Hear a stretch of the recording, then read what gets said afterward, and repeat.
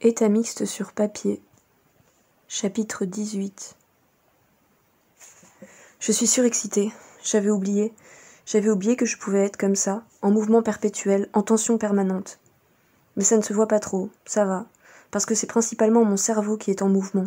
Moi, ça ne me déplaît pas, c'est plutôt agréable. Il suffit que je pense à un truc et j'entrevois toutes les possibilités d'un seul coup. Ça va très très vite, je suis une version accélérée de moi. Je peux me saouler, rien que de penser. Ouais, j'ai l'impression d'être ivre, sauf qu'au lieu d'être confuse, je suis acérée, concentrée, ramassée, précise. J'ai l'impression que je comprends tout comme une succession d'éclairs. Le monde devient une évidence, d'une facilité jouissive, ludique, un grand terrain de jeu. Je suis d'une certitude inébranlable. Je sais exactement ce que je dois faire, je dois absolument le faire et rien ne m'arrêtera. Je suis totalement investie, confiante, rien ne peut m'arriver. Je traverse la route sans regarder, je me mets à courir, tout d'un coup, je renverse tout sur mon passage. Bon d'accord, ça commence à se voir. Je regarde partout, tout autour. I'm an animal. Je guette, je surveille, je veux tout voir, je ne veux rien manquer, je veux que mon regard englobe tout, je veux être omnisciente, et j'ai l'impression que je peux si je vais assez vite. En un seul mouvement de tête, c'est comme si je voyais la moitié du monde. J'enregistre tout, je retiens tout, je me souviens de tout, je me lance des défis, n'importe quoi, des buts, aller jusqu'à cette maison, parler à cette personne, courir jusqu'à ce lampadaire, je suis tellement heureuse que je parle à tout ce que je croise, je veux communiquer ma joie, que tout soit si simple, je parle aux barrières, bancs, fourmis, chiens. T'as vu ? C'est fou, non ? Le chien me regarde vaguement, renifle mes chaussures. Non mais tu te rends compte ? Non, tu ne te rends pas compte, si ? Moi je trouve ça fou quand même. Il renifle le banc maintenant. Tu sais, je sais pas trop ce que je fais, là. Je veux dire, je sais bien que je ne suis pas trop dans mon état normal, faut pas croire, je sais. Mais je sais pas, c'est comme ça. Tout est joyeux là maintenant, tu vois ?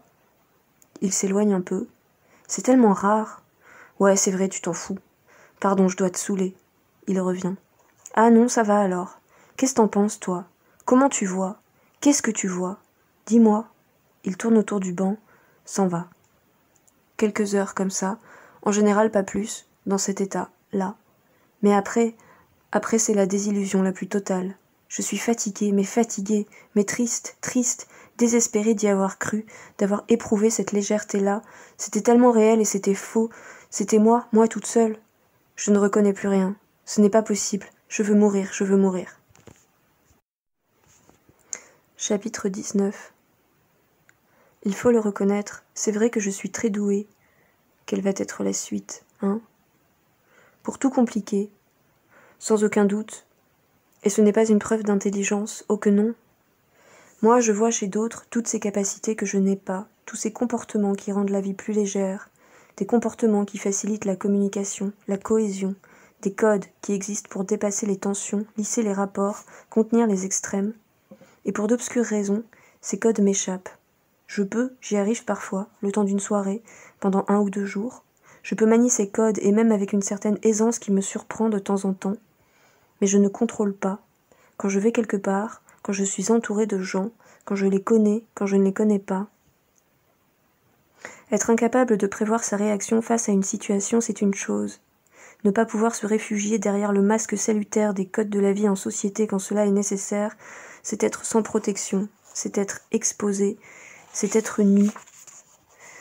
Et c'est confronter tous les gens autour au spectacle de cette nudité. Quand je ne peux pas cacher ma détresse, elle devient criante, et c'est d'une impudeur intolérable pour certaines personnes, tellement intolérable qu'elles y voient de la provocation. Alors il y a 2 sortes de regards qui rencontrent le mien, l'incompréhension outrée ou la compassion gênée, 2 regards insupportables. Si j'en arrive à ce stade, c'est qu'il ne reste qu'une issue, la fuite. Les autres ou moi, l'un des 2 doit fuir.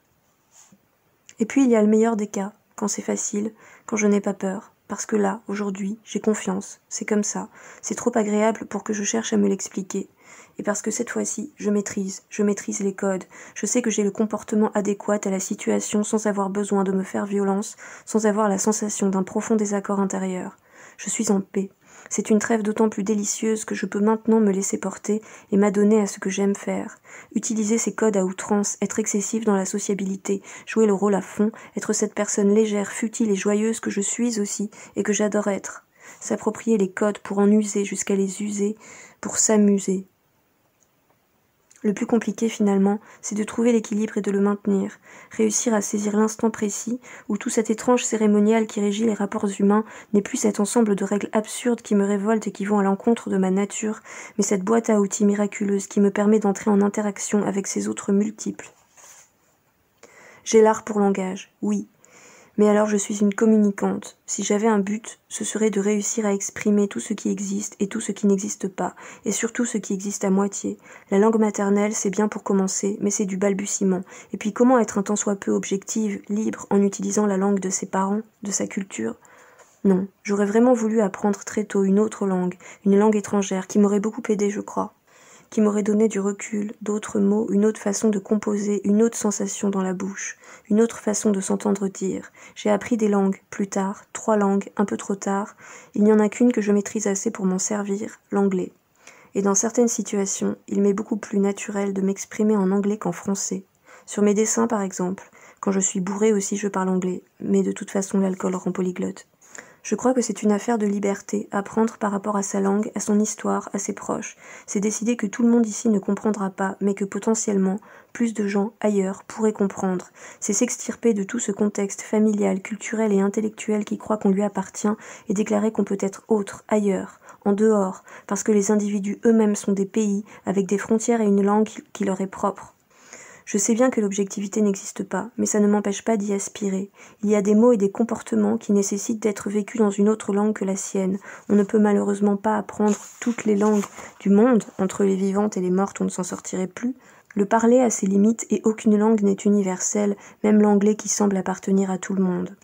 Je crois qu'il faut trouver sa propre langue et s'inventer soi en tant que pays. Ce n'est pas une fuite, inventer n'est jamais fuir. Ce nouveau pays n'est pas coupé du monde, il se forme d'abord parallèlement au monde, puis, au fur et à mesure, s'inscrit dans le monde. L'art est le moyen, le langage infini, le territoire illimité, la réserve inépuisable. L'art part de l'humain, s'adresse à l'humain et parle de l'humain. Peut-être, quand j'aurai essayé toutes les formes d'expression possibles, je pourrai enfin m'exprimer en totalité. Peut-être alors, je réussirai enfin à communiquer.